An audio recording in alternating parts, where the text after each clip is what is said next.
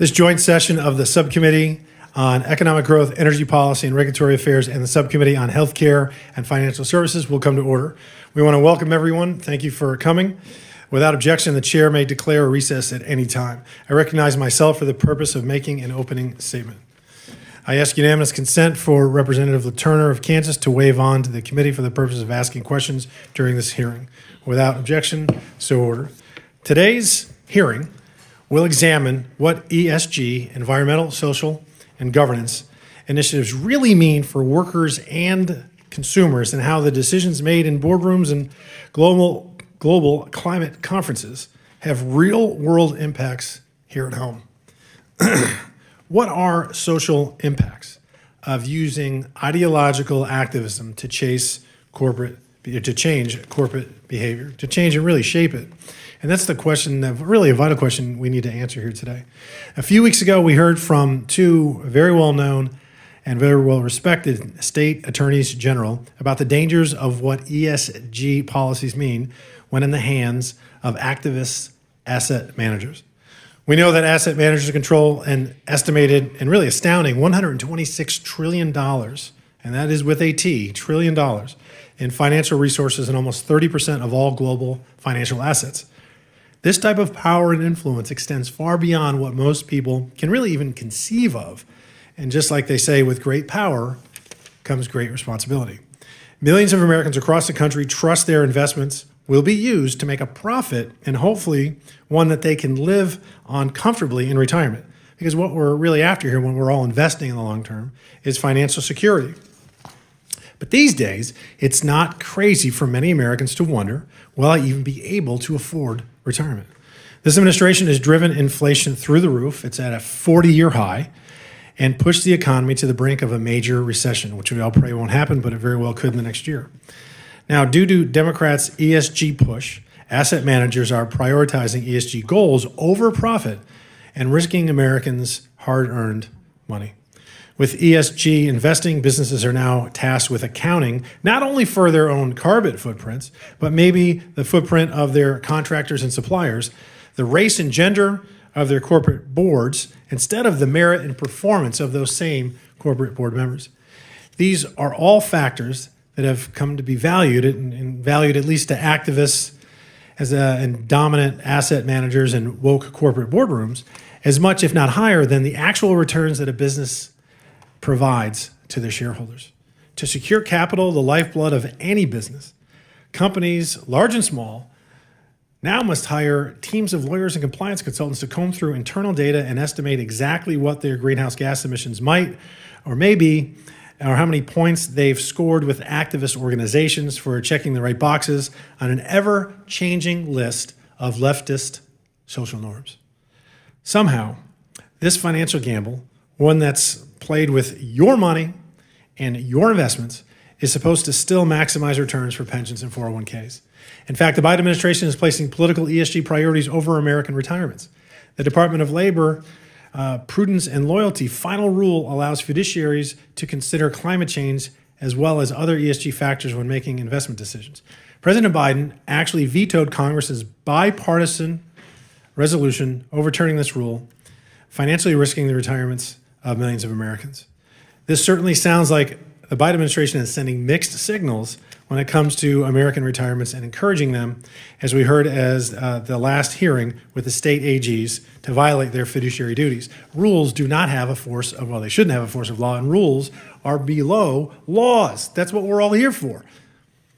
ESG is being utilized in an attempt to rewrite the fabric of America with, unfortunately, woke policies that deliver nothing but higher prices, fewer market choices, cultural oppression, not to mention jeopardizing returns on investments for retirees and regular Americans. I thank the witnesses for appearing here today and for their willingness to testify on this important issue. And with that, I ask unanimous consent to submit 3 statements into the record.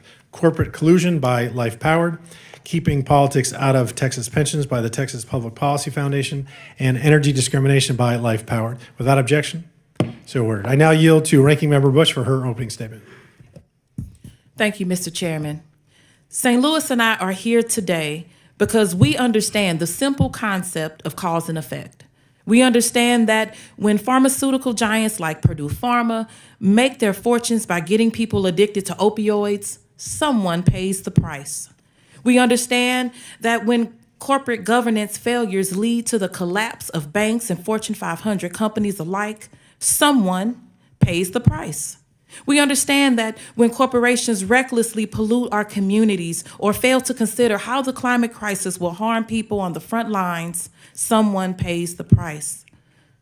Who pays the price? Our constituents. More specifically, it is our constituents who live in Black and brown communities. It is the children in my district who are suffering from some of the highest asthma rates in the country because corporate polluters put short-term profits over the needs of people.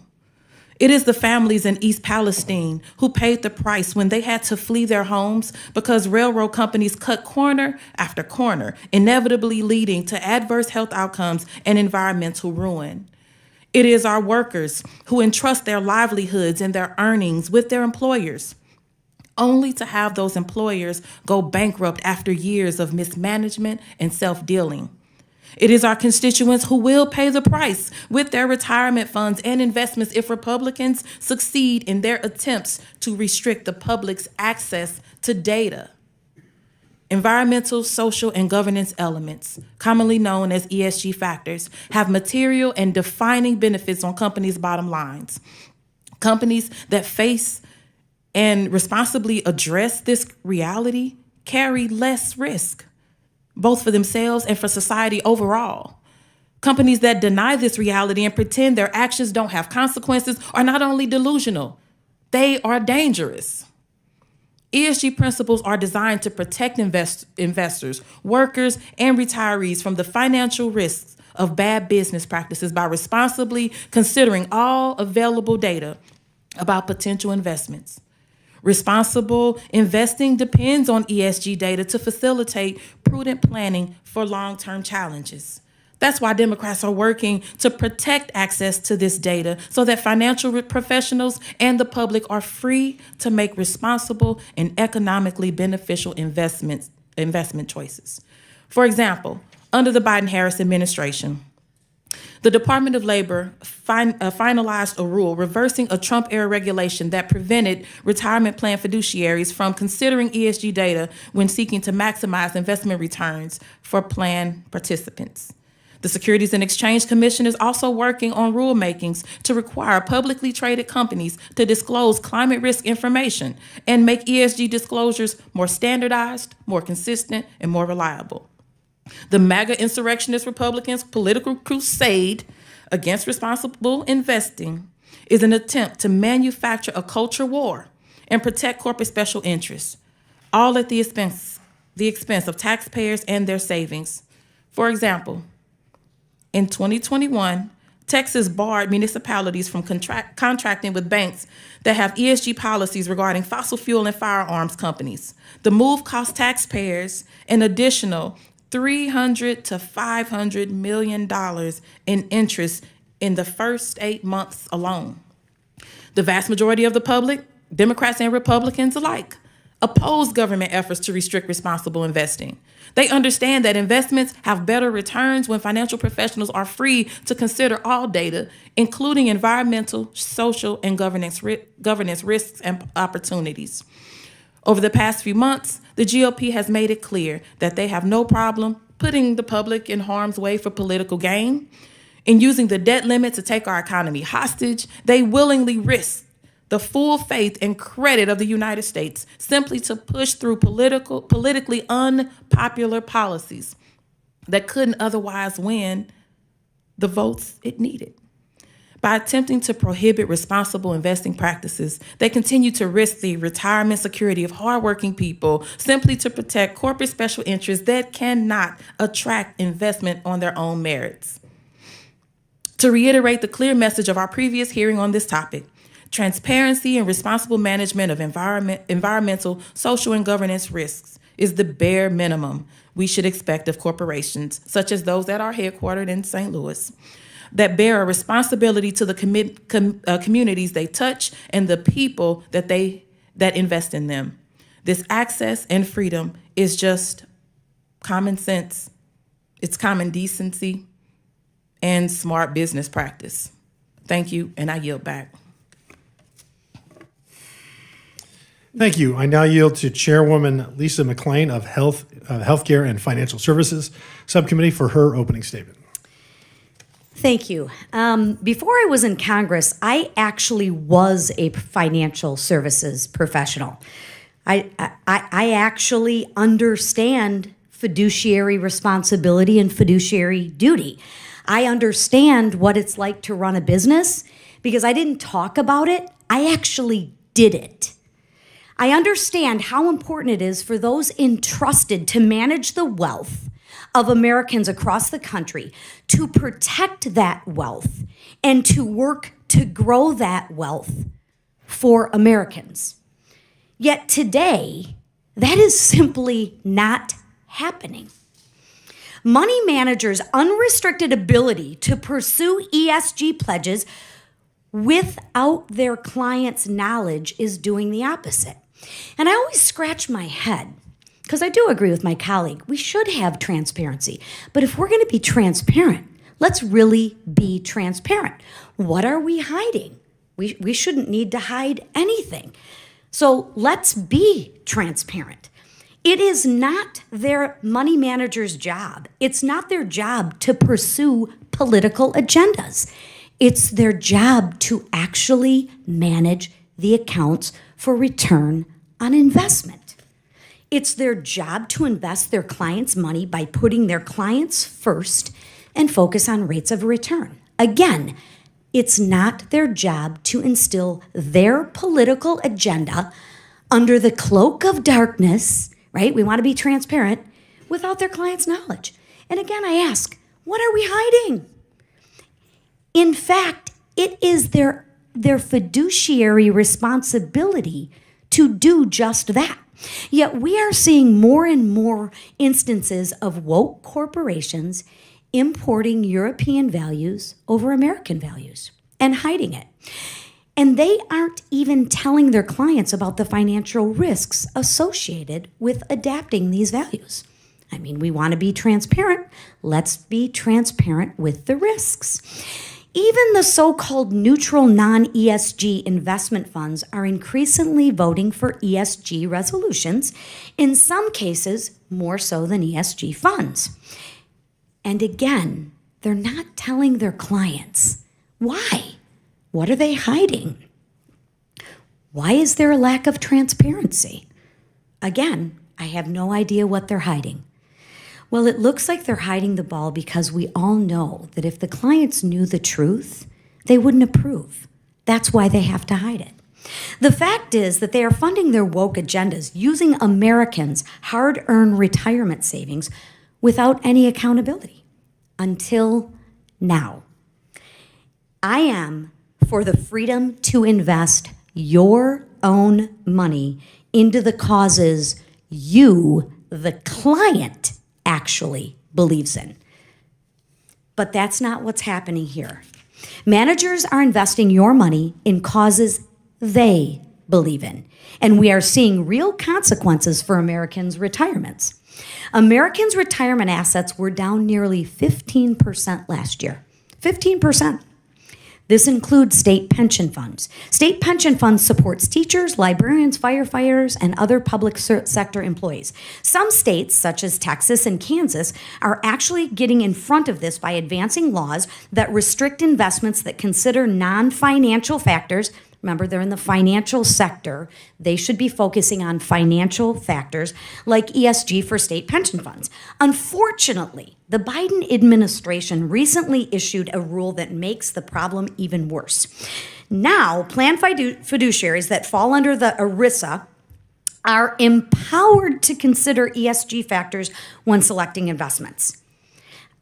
I would be sarcastic. Well, I'm going to be sarcastic. ESG, does that mean they can empower themselves to consider any agenda they want? What if it was a pro-life agenda? That would be horrible, right? We would be all up in arms about that. And we'd want transparency, right? Well, what's good for the goose is good for the gander. The president voted a bipartisan congressional resolution actually overturning this rule. This is just one step in this administration's job to push ESG a more prominent role in a financial decision making. Today's hearing is a continuation of this committee's broader efforts to shed light on the long-term impacts of ESG's agenda. We are delivering accountability and transparency. I thank the witnesses for being here, and we look forward to your testimony. And with that, I yield to the chair. Thank you. I now yield to Ranking Member Katie Porter from California for her opening statement. Capitalism means economic freedom. It means choices. Here in America, when I go to buy a car, I don't have to buy the cheapest car. I can buy a minivan that's comfortable for my family of 4 and provides plenty of storage. In our capitalist system, I'm glad that I don't have anyone powerful telling me what I should like or what I should buy. If the product is safe for the marketplace, I can choose it. I'd like anyone here who thinks we should have less economic freedom to please raise their hand. Republican or Democrat, it seems like everyone is comfortable with letting consumers pick what they want, how they want, from a marketplace of responsible goods and services. So why are Republicans worked up about investors choosing to invest in a company based in part on its performance on environmental, social, or governance data? Republicans want to force Americans to pick our investments based on dollars and cents alone. That would limit economic freedom. Let's see if Republican limits on financial decision-making would give me more freedom if I used that same framework to buy a new car. I mentioned my minivan. Someday I need to trade one for a new one. I want one that's really fuel efficient. I also want one that's not country blue, because that is not cool. Let's say I go for the new car. I walk into a dealership in a state that has banned showing consumers any data or information other than financial info. Wow. To give me only the financial info, the dealer has had to cover up all the cars. I see a sign that shows me things like price and expected depreciation. But I can't see the color, the model, the fuel efficiency, whether it was made in America, because those are not directly related to its value. I'm struggling to figure out how to find the environmentally friendly minivan that I want without any fuel efficiency information. I would struggle to find a truck that was made in America, paying the highest cost for good workers in my district if they ban data on labor. Republicans say none of those things should matter to me. According to them, the cost alone should guide me to what I value. So I find a few covered up cars in my price range and I buy one that depreciates the slowest because that's the only information that I have. I cross my fingers and I hope that I get the car that I value the most. I uncover the car to drive off the lot. I got a 3-row SUV that guzzles gas that was made in China. It's a color that I hate. I stayed within my budget and got an economically sensible vehicle, but I got nowhere close to what I wanted. Who thinks I have more freedom like that? Of course I don't. I'm freer when I know all of the features of the car I'm buying, including things like fuel efficiency and labor costs. Then I can choose what information matters to me, ignore the information that doesn't matter to me, and freely make a purchase. The same thing applies to investing. If I value investing in a company that prioritizes energy efficiency, I can't make that free choice if Republicans limit information on the company's environmental footprint. What kind of freedom is that for me as an investor? Let's call this hearing what it is. It's an attack on economic freedom. Republicans apparently don't want investors to know if a hugely profitable company outsources to China, if they have a huge carbon footprint and are unprepared for climate change, or if they treat their workers horribly. It's a lot more comfortable for them to just cover up all that information so that they can get what they really want, big corporate profits at all costs, rather than what investors really want, which is more information about their investments. The uncomfortable truth is that withholding ESG information from the market means denying investors the freedom to decide where they want their dollars to go. A couple of minutes ago, nobody said that they wanted to reduce economic freedom. So let's not be hypocrites. Let's not use this hearing to reduce economic freedom for investors. I yield back. I'm pleased to welcome today's panel of witnesses. First, I'd like to welcome Mandy Gunasekara. Did I get it right? All right. Director of Center for Energy and Conservation at the Independent Women's Forum. Our second witness today is Jason Isaac, an esteemed veteran of the Texas House of Representatives, who I served with for 4 years, I believe, together. The Director of Life Powered at the Texas Public Policy Foundation in Austin. And then our next witness is Stephen Moore, who currently serves as a Distinguished Fellow in Economics at the Heritage Foundation. And our last witness is Dr.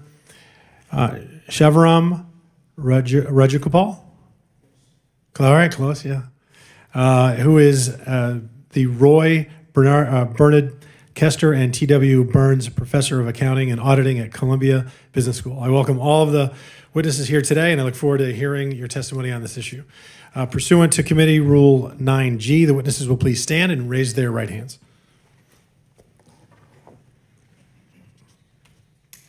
Do you solemnly swear or affirm that the testimony you're about to give will be the truth, the whole truth, and nothing but the truth, so help you God?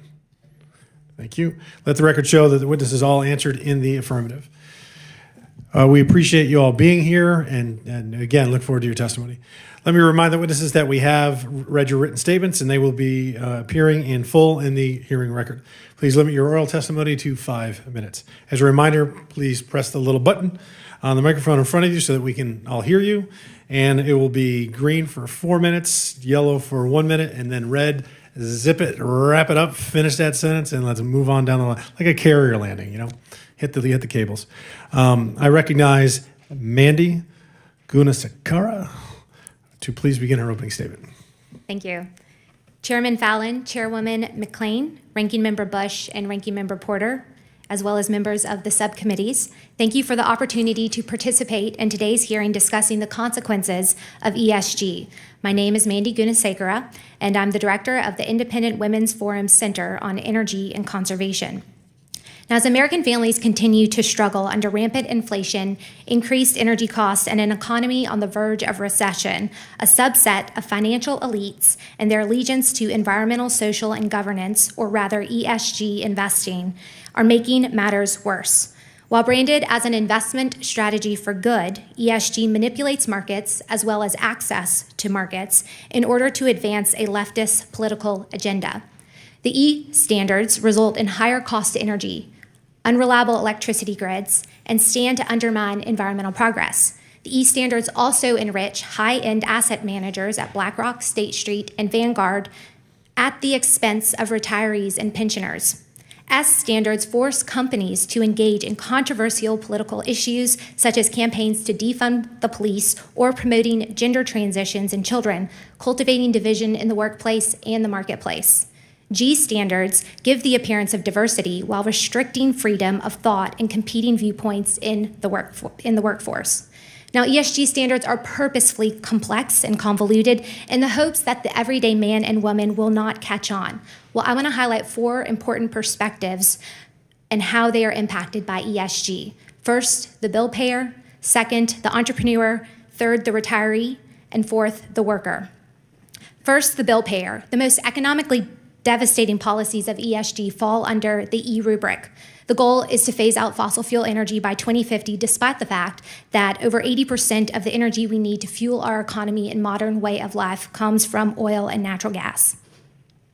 ESG is also a contributing factor to high-cost gas, expensive electricity prices that hit low-income households the most, forcing some to choose between food or electricity. Additionally, 1 in 6 American families is currently behind on electricity bills. The cost for an average household has risen approximately $10,000 over the past 2 years, and these costs are squeezing the middle class, making it virtually impossible for low-income Americans to ever cross the middle class threshold.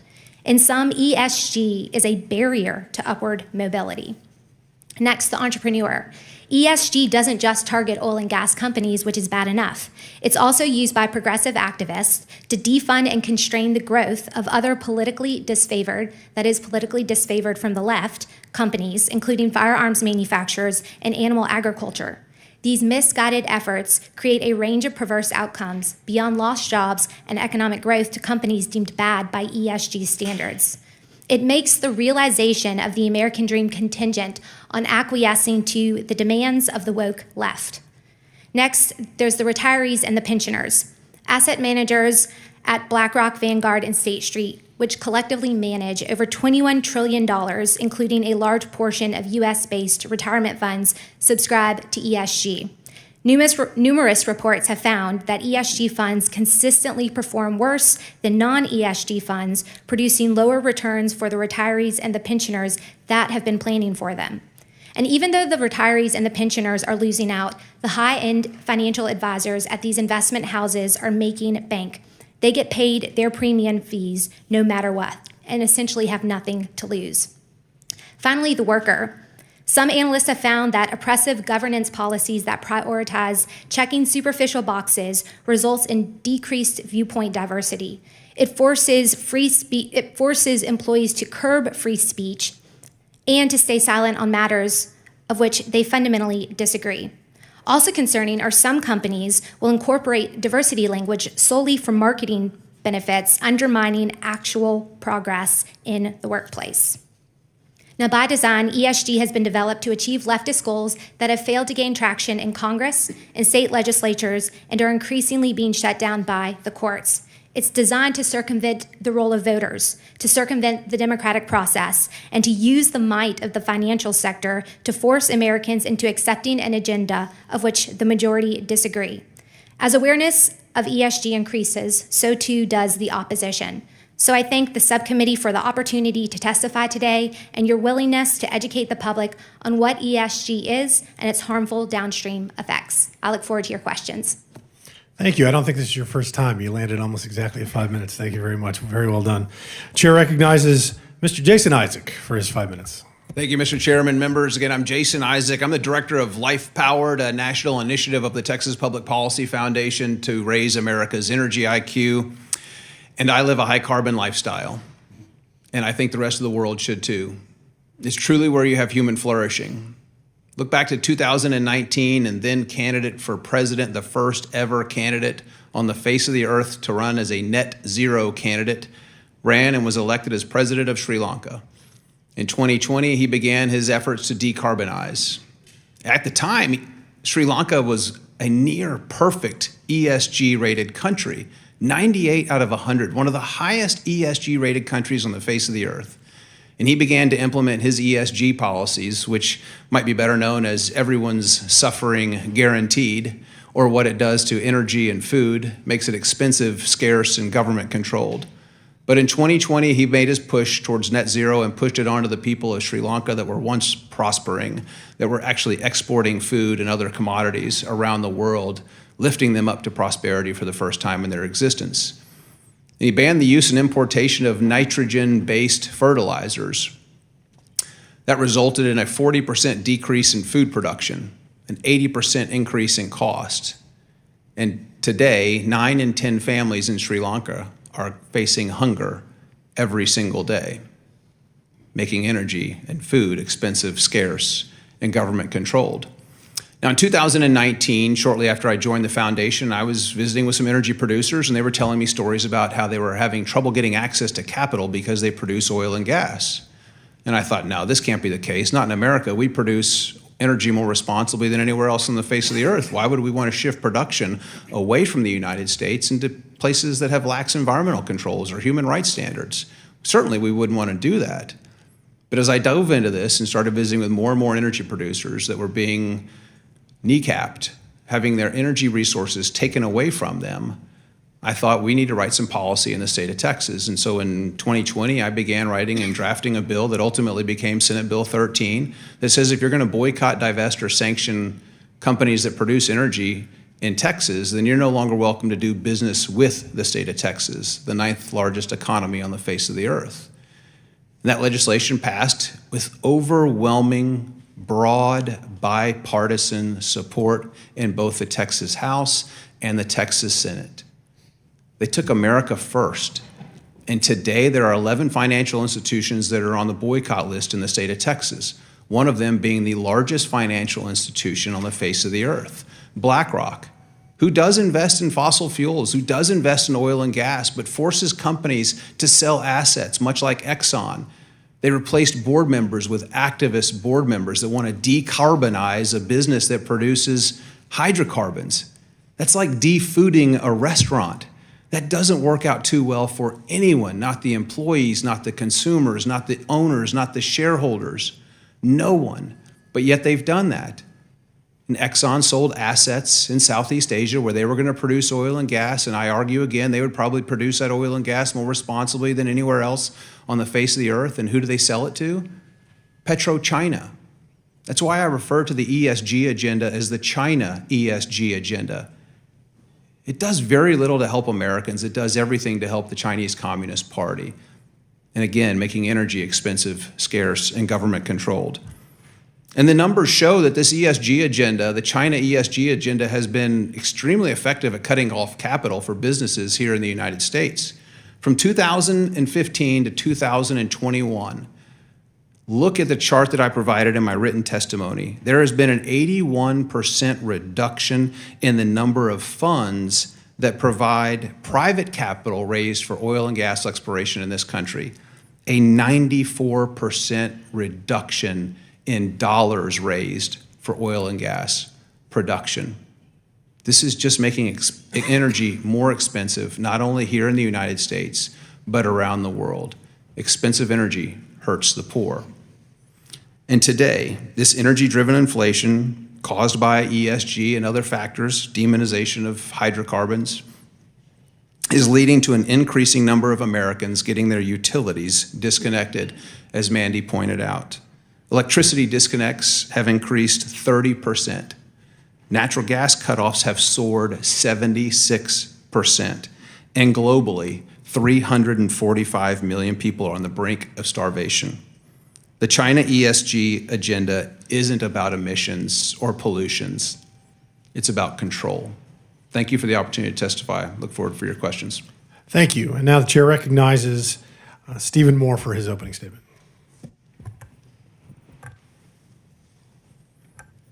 Is that on? One more. There you go. Yeah, it's on. Can you hear me now? Okay. Mr. Chairman, thank you so much for allowing me to testify. I just have, by the way, in conjunction with the truth in testimony, I do not take government money, and none of the organizations I work for take government money. I want to just make 4 or 5 quick points. Number one, ESG is surprisingly prevalent in the U.S.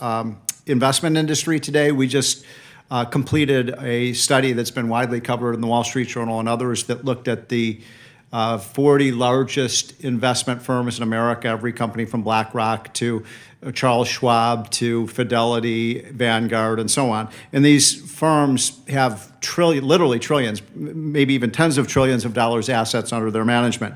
And what we found was that we looked at of the thousands and thousands of shareholder resolutions, these companies are basically doing proxy voting based on their clients' money. And out of the thousands of proxy votes, we looked at what we considered to be the 50 most invasive and the 50 most harmful to the company. And by the way, all of these were opposed by the management of the companies. And what we found is that in most cases, these large fiduciaries were actually voting for these resolutions, even though they were contrary to the interests of the shareholders. That's a big problem, and it has to change. So it's highly prevalent, and the majority of the companies are doing it. The name of that study, by the way, is called Putting Politics Over Pensions, and it's ripping off America's savers and America's retirees. The second point I want to make is that this is when fiduciary companies are voting for these ESG resolutions, they are violating their fiduciary because these are not in the interests of shareholders.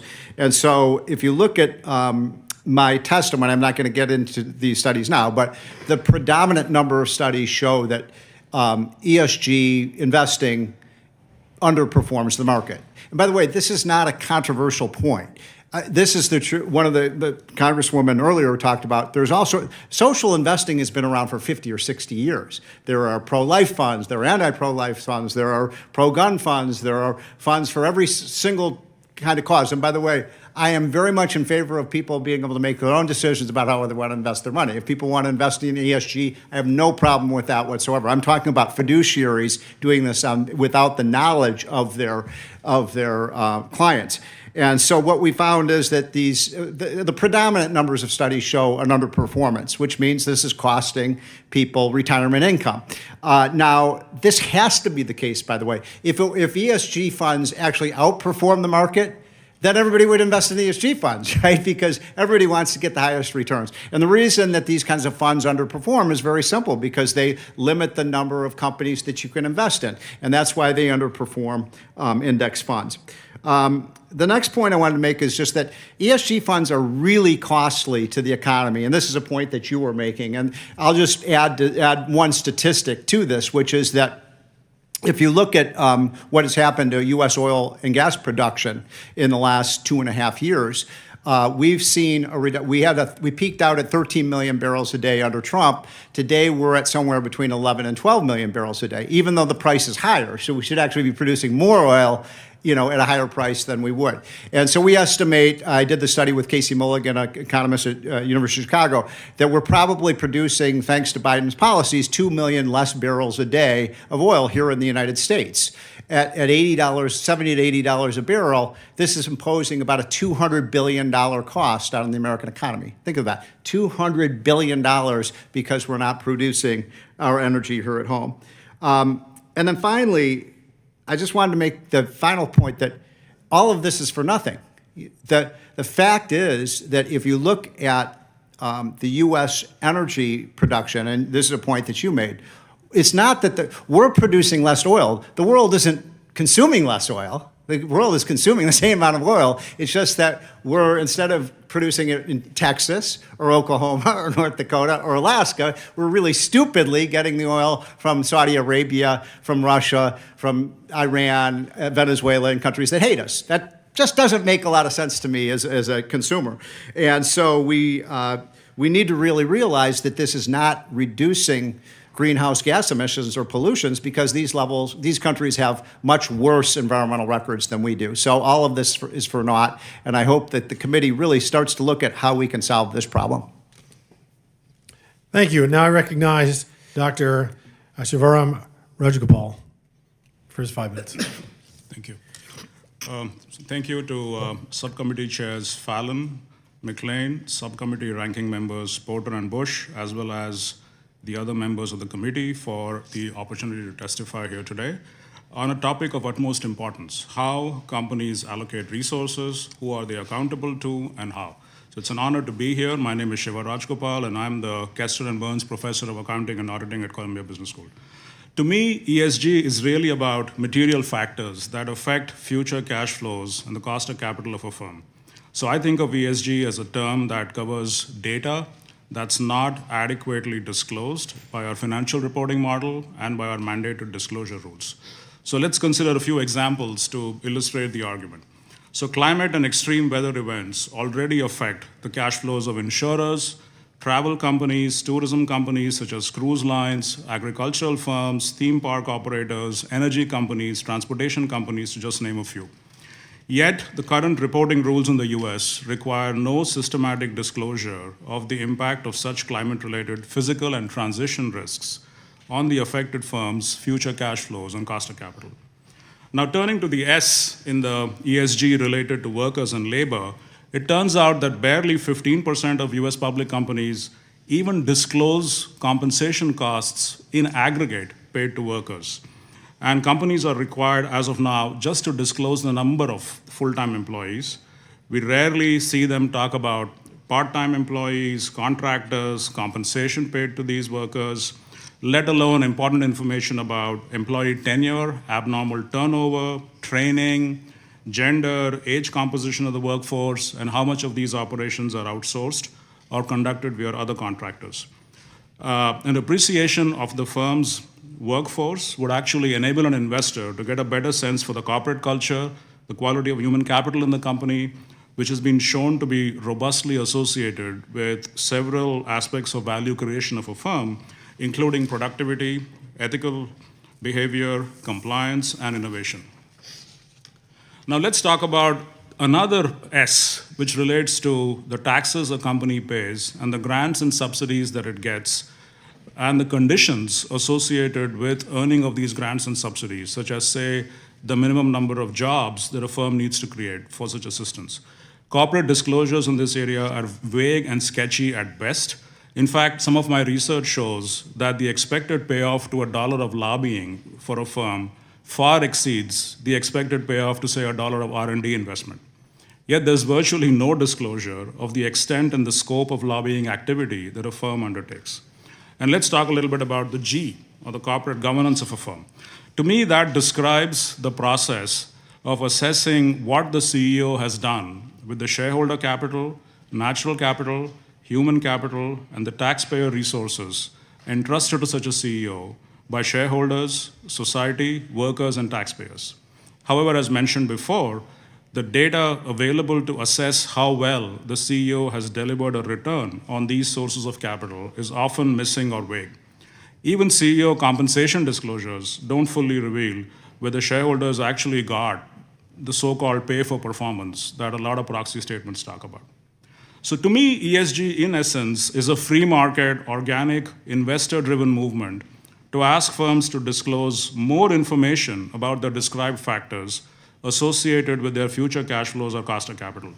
In fact, I would argue investors would be derelict of their fiduciary responsibility to their stakeholders if they did not consider the material factors while making that investment decision. Prohibiting consideration of material ESG factors simply interferes with the provision of data to make asset prices efficient, so such that markets can price these risks and returns. In fact, there is evidence to suggest that the substantial losses will be incurred by the constituents of states such as Texas, where legislation that infringes on the public pension's freedom to invest have been passed in recent months. In closing, I want to reiterate that investors and asset managers cannot afford to ignore financial risks, material financial risks, posed by overlooking material ESG data that's relevant to understanding a firm's future cash flows and risks of stocks, bonds, and other assets. So thank you again for listening to my testimony, and I look forward to your questions. Thank you very much to all the witnesses. I now recognize myself for 5 minutes of questions. Mr. Moore, when it comes to managing retirements and investing, do investors, money managers legally owe a fiduciary duty to their clients under federal law? So this is a really important point, and I want to make sure in this hearing we're not talking. I just want to make sure that we're not talking past each other. ESG funds are fine. If people want to invest their money in ESG funds, Congresswoman, I couldn't have said it better than you did. I mean, it's a free country. Certainly, if investors want to, what I'm talking about in my testimony is companies like BlackRock and State Street voting on these resolutions without the knowledge of the clients and without their approval. That's a big problem, and that is where the fiduciary duty problem arises, because they're lowering the return that these companies, that they have in their retirement fund or whatever it might be. So that, I think, is the heart of the matter. One other just quick thing. When it comes to risk, of course there's risk with climate change. But you know what? There's a risk of running out of energy, right? I mean, look at what's happened in California, where you have brownouts or blackouts. That risk, you could make the case is 5 times greater than the risk of, what the planet's temperature is going to be 100 years from now. So we have to balance these risks in a way that I think is best for the economy and best for the investor. So what you're saying is if the person that's investing has knowledge that the investment firm that they're entrusting their money with knows about the fact that they're using an ESG score, that's not limiting anybody's economic freedom, right? But they have to know. And if you don't know, it is limiting your freedom. And that's frankly, why we did the study we did, because people don't know.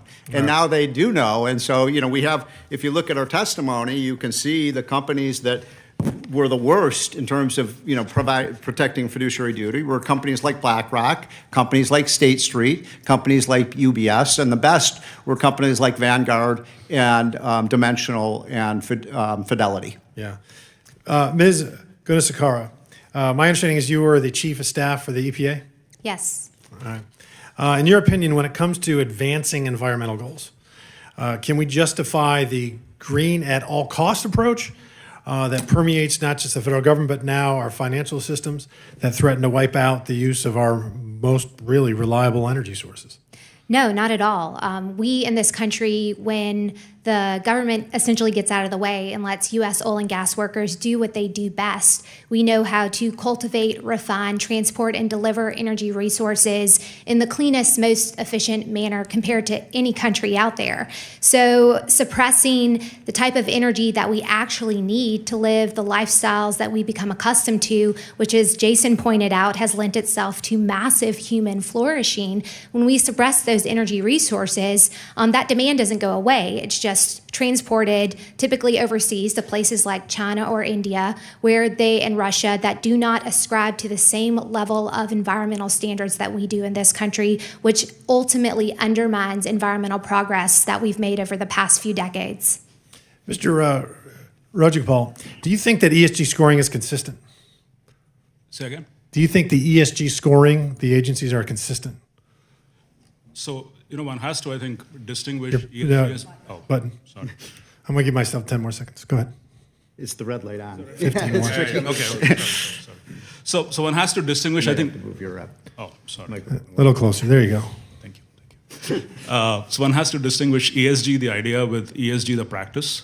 So you're right. The practice of ESG, which is, I think, what you're alluding to, the rating agencies, that's a work in progress for sure. Okay, yeah, because when you look at like traditional competing rating agencies like Fitch and S&P and Moody's, they reach a similar credit evaluation 99% of the time. But when you look at the large ESGs, they're only come up with the same correlative ratings 54% of the time. So that leaves a lot to be desired, particularly when you are talking about billions, if not trillions of dollars at stake. Work in progress scares me, and there's a hell of a lot more risk in work in progress than it would be when you have professional agencies that come up with the same conclusion over and over again. And we're talking about folks' money and economic freedom and economic security. That's of vital import. Do I have one more? I'm going to give myself that 20 seconds from the microphone deal. One quick question. Mr. Isaac, you focused much of your work at Life Powered on telling our nation's energy story, and part of that story is the impact that policy has on consumers. What should Congress be most worried about when we think about ESG and the future of American energy? And if you can do that in 30 seconds or less, thanks. Yeah, I think energy independence is probably the most important thing as we continue to see this demonization, not only from financial institutions and politicians alike. These anti-American energy policies are crushing the least among us. As I mentioned in my testimony, we're seeing an increased number of disconnects from utilities, something that 1 in 6 Americans are experiencing over the last 12 months. And I think that's what policymakers need to focus on. And ESG is just this discrimination against American energy producers, the most responsible producers on the face of the earth. Thank you very much for being quick. I appreciated that. And I want to yield to Ranking Member Bush for her 5 minutes. Thank you, Chairman. St. Louis and I are here today because my colleagues across the aisle have convened another hearing to demonize ESG. While Republicans called this hearing under the pretense the Biden administration is risking hardworking people's retirement funds, research proves that the consideration of ESG metrics is beneficial to workers who invest their earnings. We know ESG is demonstrably a more effective investment strategy for the average worker. Dr. Rajagopal, why do you think it's important for ESG metrics to be publicly available? So as I said in my opening remarks, Pull it a little closer to you. Oh, The mic. Straighten it out a little. at some point I'll get this right. So as I said in my opening remarks, the current reporting disclosure model is, in my mind, woefully inadequate. It goes back to the earlier conversation about just showing the price of a car as opposed to the holistic idea of where the car is made, the energy efficiency, etc. the idea is that these ESG metrics are related to future cash flows, not necessarily current ones. So think of these as leading indicators of what is to come in the future. So, and going back to the earlier conversation about the credit rating agencies and so on, the credit rating agencies have a far easier problem to forecast. Will the company not pay interest, or will it probably stop paying principal? The ESG conversation, on the other hand, is a deeply idiosyncratic, complicated exercise where you have to look at a mosaic of factors for the 4,500 stocks out there. That's why you don't get the convergence that was referred to earlier. And more data, you need a more robust conversation about these idiosyncratic factors that help raters, investors, institutions, whoever, the free market, to just do its thing and figure out what that might mean for future cash flows and risks. So that's why I think we need to have these things public. Thank you. Let me also ask you, Dr. Rajgopal, the S in ESG stands for social factors. How does the availability of ESG data impact workers across industries? So one aspect, an important aspect of S, as you rightly mentioned, is worker data. And again, as I mentioned in my testimony, barely 15% of US public companies even tell you their compensation costs, let alone all the other stuff that we are discussing in terms of, say, turnover, training, gender composition, age composition, what portion of the workforce is part-time versus full-time versus, subcontracted. So all this, as an investor, one would care about this, as I mentioned before, because this tells you about the quality of human capital that the firm has. And I think there's no dispute that there's a strong association with the quality of human capital you have and your outcomes such as productivity, innovation, etc., which again affect future cash flows of the company. So worker groups, whoever makes investments, would simply be better off with this data. Right now, it's opaque, sketchy, I would say almost non-existent. Yes. Thank you for those insights. Corporate transparency is a priority. We know that adherence to ESG principles protects workers and protects our communities. I ask unanimous consent to enter a Washington Post op-ed by David Weber on protecting public pension investments. Mr. Chairman. Without objection to order. In the op-ed, Mr. Weber tells the story of state workers who suffered financial harm when their pension funds were invested in private sector companies that the state later hired to take over the very agencies where these employees worked. These workers lost their stable state jobs, earning a decent wage and benefits when these private sector companies took over. In some cases, the private companies then rehired the workers at lower wages with fewer benefits. This type of anti-worker privatization has negatively affected teachers, school bus drivers, janitors, firefighters, and more. My colleagues across the aisle might call these anti-worker policies good business because these companies showed a positive short-term return on pension investments. But good business, it should not come at the cost of hard-working families in the long run. Also, Dr. Rajgopal, would you agree workers are undermined when their hard-earned money is invested in companies that then turn around and take away their jobs? I'd again say I'm just pushing for more data and more disclosures. It's up to them to take informed decisions, whether it's investing decisions or whether they want to continue working for the firm. Again and again, Republicans value only the corporate bottom line and short-term profits. I am proud to support workers by protecting their jobs and their retirement. Thank you, and I yield back. I now recognize Chairwoman Lisa McLean of the Healthcare and Financial Services Subcommittee for her 5 minutes of questions. Thank you. Just to be clear, Republicans aren't demonizing ESG. It's a free country. If you want to invest in ESG, invest in ESG. I do think we are talking about being honest and transparent. I think that's really the gist of this hearing. So I would like to start with you, Mr. Isaac.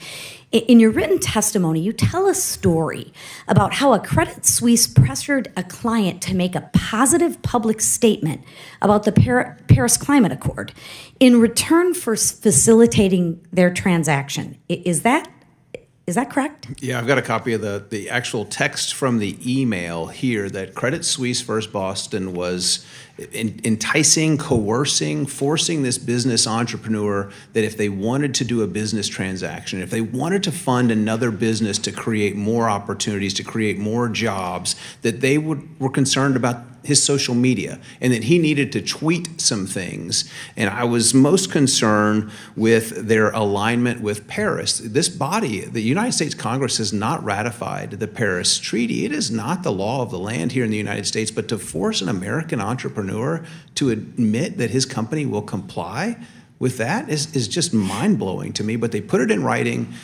in order to complete a transaction. Can who is they?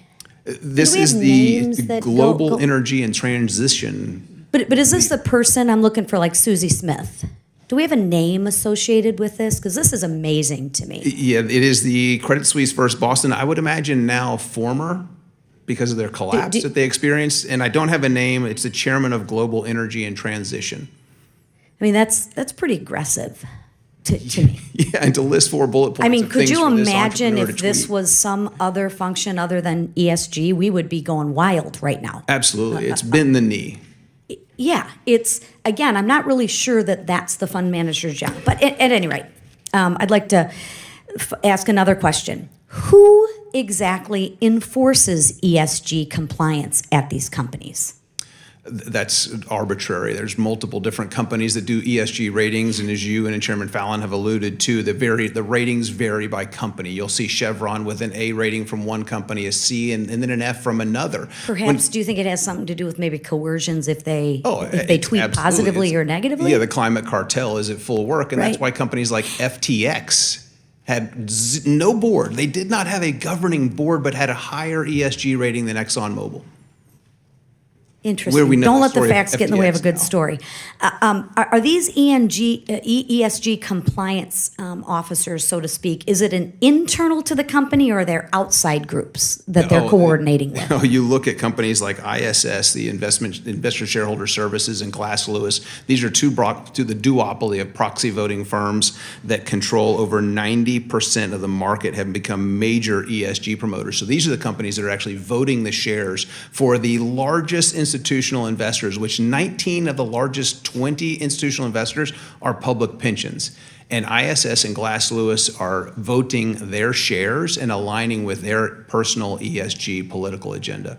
Okay. I'm going to switch gears for one moment because I want to piggyback and stick with the facts because, again, return on investment is supposed to be factual. There's risk mitigators in there, right? It's not an idea or ideology. One of my colleagues earlier said that ESG is a more efficient investment strategy. Mr. Moore, would you like to comment on that? Because I would think it's the opposite. In fact, the data that I show is ESG is not a more efficient strategy. Do you have any comments on that? There are scores of studies. Look, there are studies on both sides, but the predominant number of studies show that ESG investing, just like any social investing technique, reduces return because you're just limiting the number of companies you can invest in. And so let me just give you one little example. What do you think was the top returning industry of the Fortune 500 last year? Oil and gas. Guess what the ESG companies did?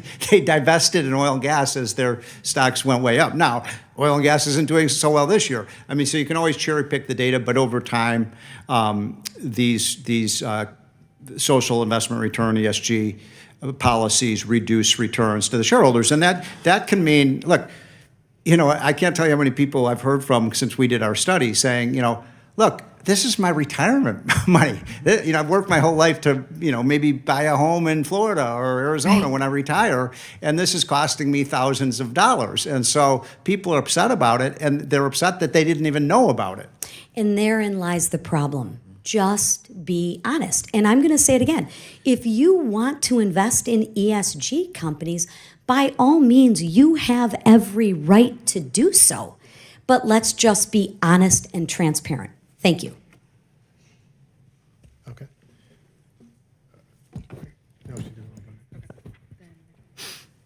All right.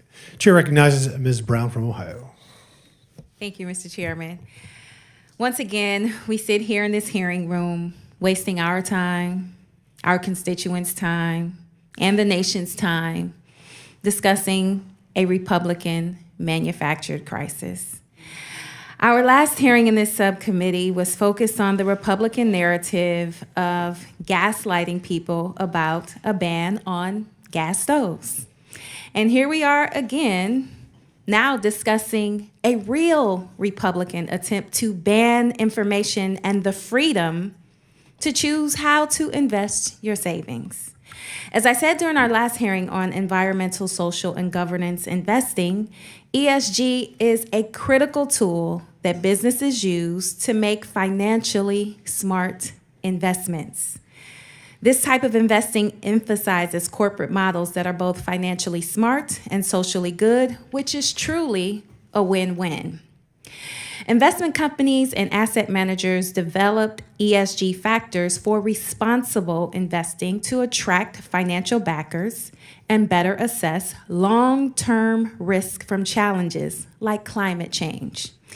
ESG is not a liberal conspiracy. It's common sense, which apparently isn't so common these days. Nevertheless, Dr. Rajagopal, how do investors and asset managers, or why do investors and asset managers want to consider ESG factors? So the question is, how do they consider it? Oh. Sorry. How do they consider it? Is that And why? How do they, yeah, so, and why? So let's kind of go back to the fiduciary discussion that we had. You know, as a fiduciary, if there's a robust body of science that raises potential risks, let's say climate as an example, at the very least, I think it's your responsibility to look at those things. You might decide what you want to, but at least you have to look at them. It would be the first premise. And second, you know, lots of comments have been made about how ESG funds underperform and so on. You want to look at specific aspects of the E and the S and the G. That's where the action is. It's not, you know, running regressions of ratings, et cetera, on returns. So if you want to look at S, quality of the workforce. If you want to look at G, are CEOs overpaid? What's the composition of the board? How many insiders do you have? When was the board appointed? You know, if you want to look at specific aspects of E, we can talk about physical and transition risks. So that, to me, is the way to think about the investments you have and look at the mosaic of factors. To me, it's no different from, say, accounting risk. One of the issues that's often not considered carefully in this ESG doesn't correlate to performance debate is that ESG is a lot about tail risk. What does tail risk mean? To me, it's like accounting fraud. Maybe 5% of your portfolio companies probably have some probability of going through an accounting fraud. But if they do, it's going to wipe out the principal, and that principal is going to wipe off years of returns. So think of ESG as a way to think about the tail risk associated with future cash flows of the stocks that you hold if you're a fiduciary. So hopefully that gives you some granularity. And That's helpful. So yes or no, do you think the use of ESG data is politically motivated? it can be, but it need not be. Yes or no, would you say that the banning of ESG data is politically motivated? I think it's regrettable. You should just let the free market decide what it wants to. Markets can't be efficient if you stop access to data. Thank you. Well, unfortunately, my colleagues on the other side of the aisle throw out their support of free market principles when it doesn't fit their narrative. Apparently, recent abortion and book bans have not satisfied Republicans, so now they're moving to ban basic logic and data and interfering in the private market. It is truly disheartening to see my colleagues do everything they can to drag even the most commonplace issues into their manufactured culture wars. So let me close by saying this. Transparency, information access, facts, and truth are not conspiracies or a political agenda. And with that, I yield back. Chair recognizes Mr. Grothman from Wisconsin. Yeah, we're focusing here on funds, but obviously the funds are made up of many individual businesses, right? And I wondered if you could, I wonder if there's a database or a place where I could look up the ESG scores on, say, any publicly traded company. Is that a public thing, or do the scores vary by mutual fund by mutual fund? Yeah, the scores are going to vary, but I know Schwab has a tool that shows ESG ratings. We had a piece published within the Texas Public Policy Foundation that showed that an American business that owns minerals, that's all they own is minerals in the United States, actually had a lower ESG rating than 3 Chinese companies, one of which has coal in the name. The China Coal Energy Company has a higher ESG rating than an American. Why is that? It's just because I believe it is political in nature, and I would imagine this Chinese communist-controlled company has probably signed on and said that they're going to meet the terms of the Paris Accord while they have their fingers crossed behind their back. Okay, I see guns is one of the things that people, does that include retail or just manufacturing of guns? Manufacturing and retail, you've got both of those that are being targeted by financial institutions that are denying access to capital and insurance. So in other words, there are individual retailers out there who get a higher ESG score if they don't sell guns? Correct, and then they're losing access to credit card processing. There are companies out there that will not allow credit card transactions to take place at retail gun stores. Okay, well, that's an interesting thing. It looks like there's a lot of diversity. I take that diversity means employees, diversity by race, presumably diversity by gender, diversity by sexual preference. Is that so? I would say that leans heavily into the S in ESG, yeah, and DEI is a close cousin of ESG, if not directly related. Okay, so a company that gets a higher score is more likely to discriminate against, I don't know, discriminate against certain ethnic groups, I'll put it that way. Yeah, and to basically to have policies that they're going to employ people not based on merit. Okay. Is there any reason why these companies aren't publicized? Do they think they make themselves more popular? I mean, I'd like to know if companies are hiring or promoting not based on merit. Is that something that anybody's making an effort of getting out there? I can't recall. It seems like there's a couple of companies out there. Maybe Second Vote Advisors is one that's doing a list, and I know there's some other lists. I'll be happy to follow up with some information on that. Okay. I know some of the things in the notes here imply that some of these policies, well, they may be popular with the fringe element in our society, maybe popular with wealthy people who don't have to worry about what their rate of return is, that overall a lot of these policies that the companies have to implement are unpopular with the American public. Is that true? Absolutely, yeah. Could you rattle off a couple of questions?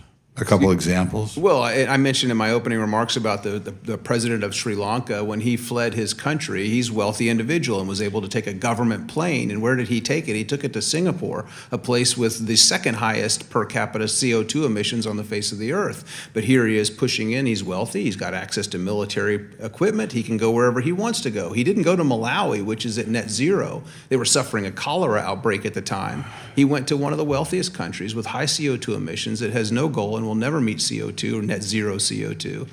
You've got other people, Al Gore, John Kerry, and others that fly around in private jets and profess the rest of us. He's just a hypocrite. We all know that. The millionaire, the limousine liberal. I mean, I hope people are familiar with that ilk. I guess the question that I'm looking for here, though, are there any large companies where you could go through and say that, you're hiring not based on merit, we're rewarding a company that won't sell guns. On energy front, we're rewarding people who harm American energy. Is there a place where these companies are easily accessible and we could publicize them? I know there are some public records of that, and I'll just have to follow up with the specific lists and locations of that list. Yeah, and one other thing. with regard to discrimination with pride, discrimination on the basis of race, which is all illegal.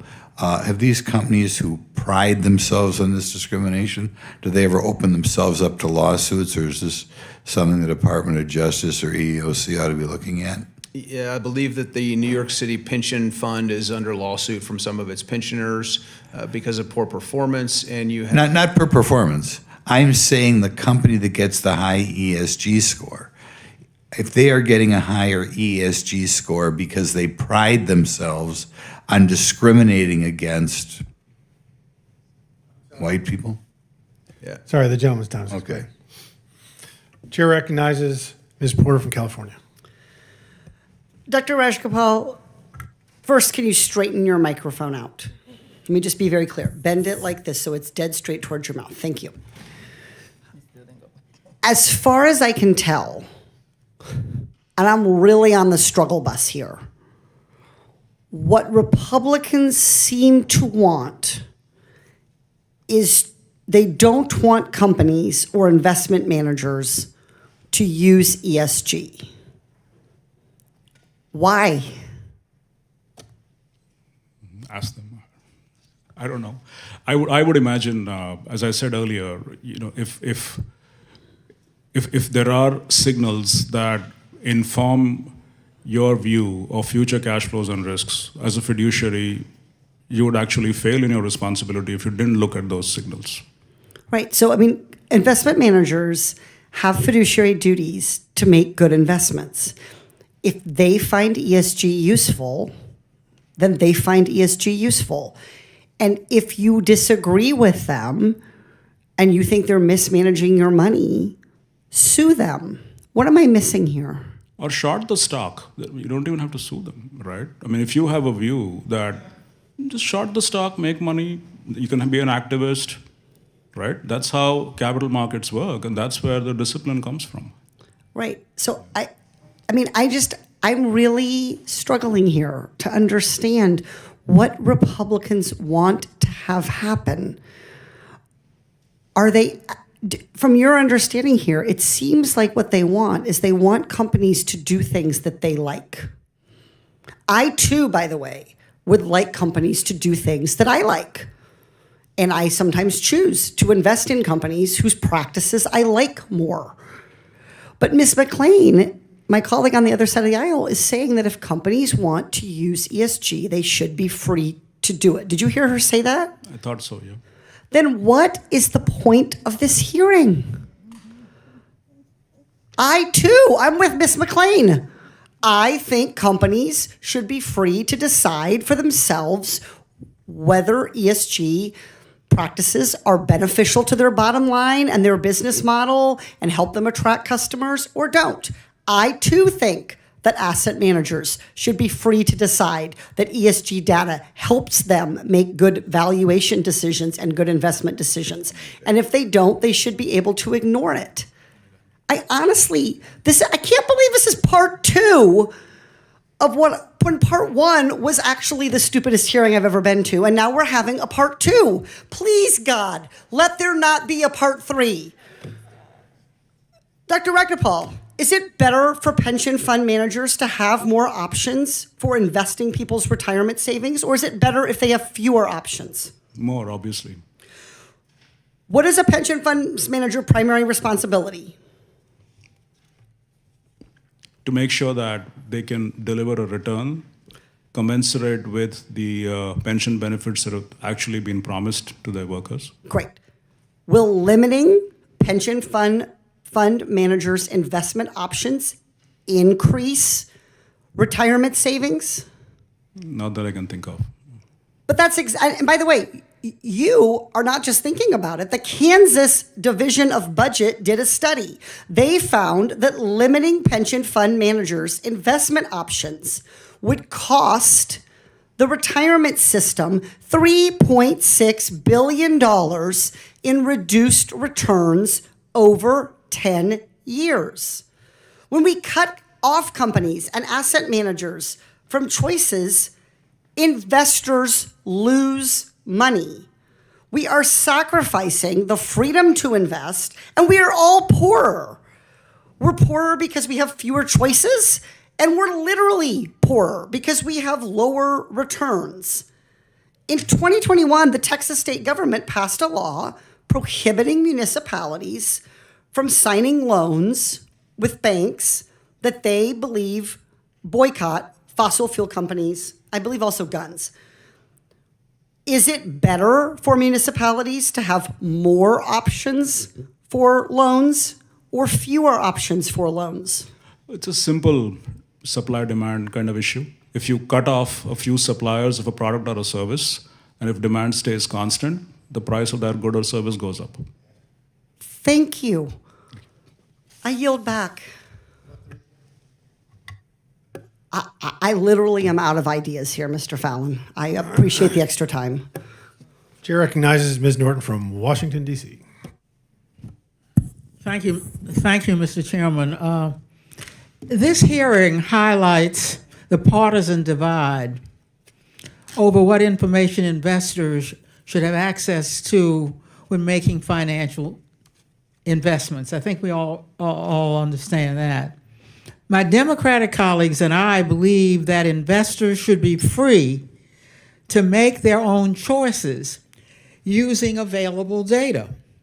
We think workers seeking to invest in their futures should have the information they need to make evidence-based decisions.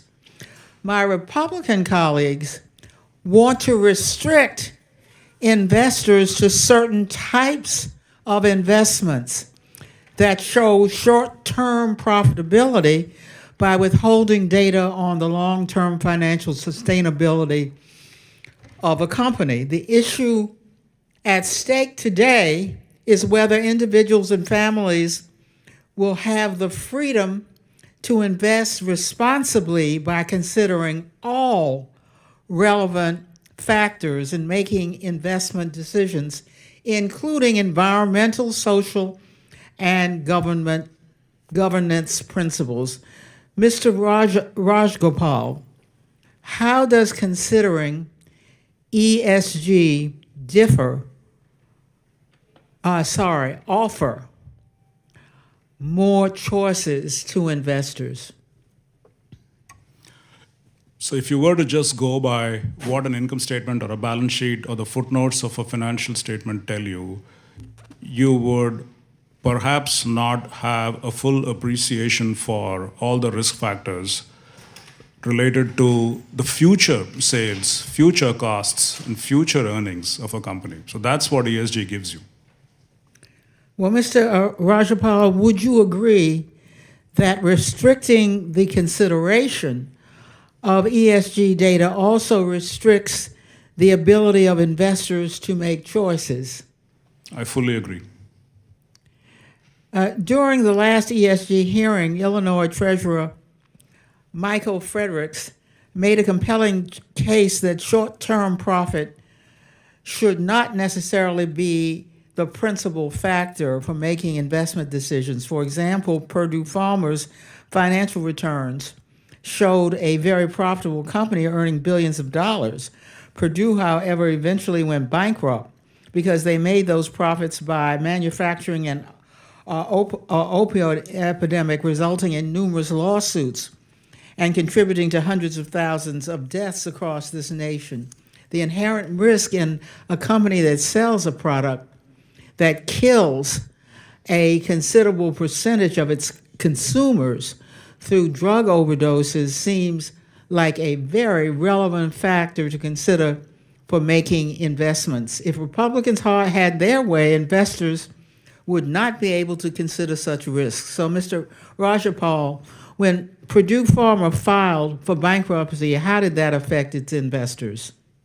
They lost all their money. They lost their principal. That's clear and simple. Mr. Rajapal, should asset managers have been able to choose whether to consider the inherent risk associated with investing in Purdue because of the opioid epidemic? Absolutely. I mean, any good analyst should have asked these questions. Yeah. Well, Democrats are for transparency and against limiting what data families, and investors can consider in investment decisions. I yield back the balance of my time. Chair recognizes Ms. There she is. Perfect timing. From New Mexico for her 5 minutes. Thank you, Mr. Chairman, and I want to say thank you to all of our witnesses for being here today. I'm delighted to have a second opportunity today to talk about sustainable investing, but I do have to say that I am a little perplexed about why we're having exactly the same hearing that we had just 4 weeks ago. And I think what is particularly strange to me about this hearing is that we already established a few weeks ago that the topic that we're here to discuss today and the attacks on ESG investing are wildly out of step with the American people, with American corporations, with the market, and with our basic freedoms as Americans.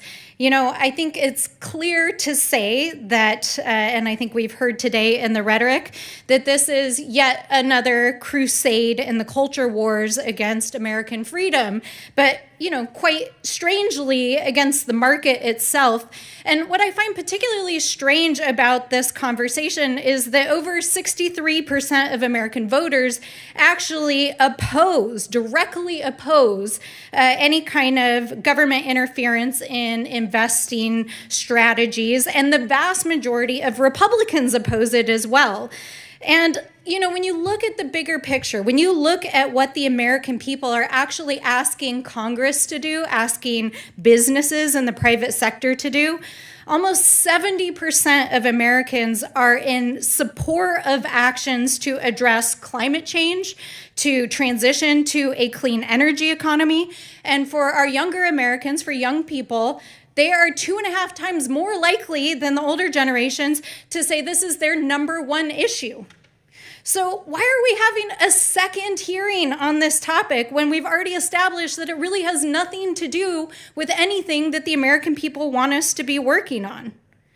But, you know, I think it's a good opportunity to talk about the things that we do care about, which is climate action. That is what the American people are asking us to do. And in fact, that is what Democrats did this last year when we passed the Inflation Reduction Act, which we've said time and time again is not only the most significant investment in climate action that this country has ever taken, it's the most significant action on climate change that any country has ever taken in the history of the world.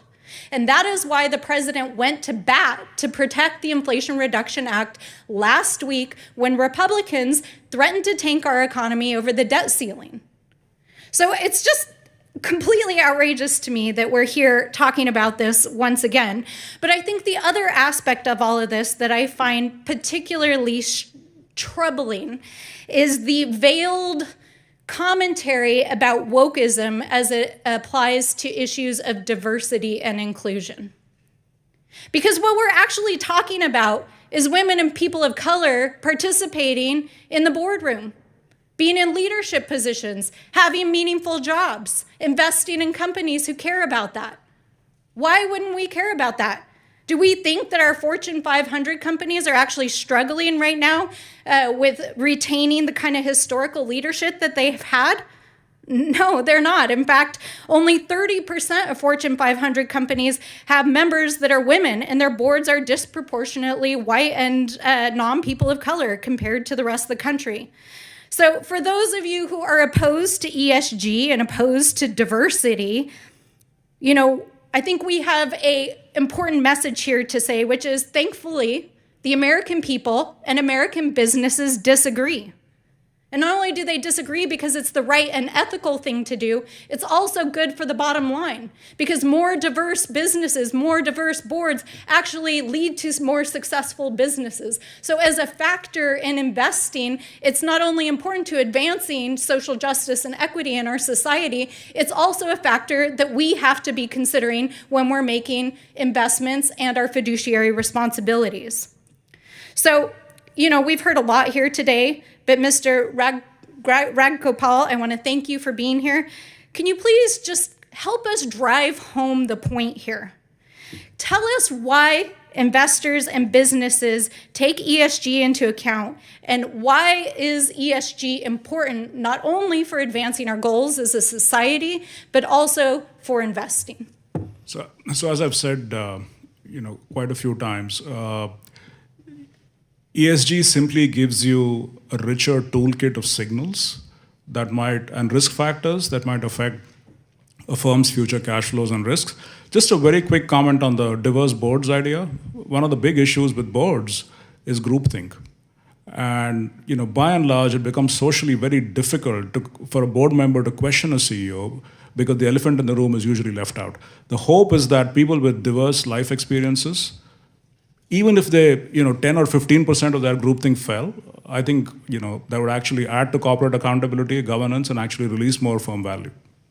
Thank you. And, just in conclusion, I want to say it's very clear. Americans want climate action. They want sustainable investing. They want diverse work environments and leadership. And the American people want their freedom. And so I appreciate all of you for being here today and those of you who are doing this important work. And with that, I yield back. Chair recognizes Ms. Balint from Vermont. Thank you, Mr. Chair. Earlier in the hearing, one of my colleagues went out of her way to say this hearing is not about demonizing ESG, and that, in fact, we're just here really to get to the truth. And so I just wanted to go through some of the language that was used by some of the witnesses earlier. We've got words like infiltrated, weaponized, collusion, cartel-like, conspiracy. What else do we got here? Force compliant, climate cartel, wrecking ball, coercive. Yeah, these are really neutral terms. We even had anti-American and anti-capitalist, driving the woke capitalism. These are not neutral terms. These are not neutral terms. So, like my colleagues have said, this is a colossal waste of time. We've already been here before. We've already established that if we in fact believe that we live in a free society and we have the opportunity to make investments, we should have all the information that we need to make those investments. And we should not be interfering with that. So that's already been established. And I just, I stepped out of the hearing to go visit a different hearing for a little while. And I just have a question. I apologize. I don't know exactly how you say your name. Is it Gunasekara? Can you pronounce that? Gunasekara. Thank you. Gunasekara. I was looking at some of the materials you supplied here.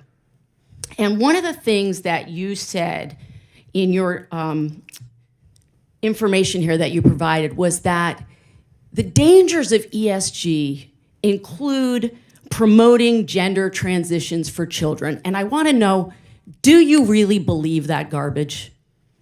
It's not about a believing, it's a matter of fact. So you believe that investing strategies are actually a secret, it's weaponized to support and promote gender transition for children. I just want to, is essentially that what you're saying? Or do you just use it as another opportunity to beat up on children?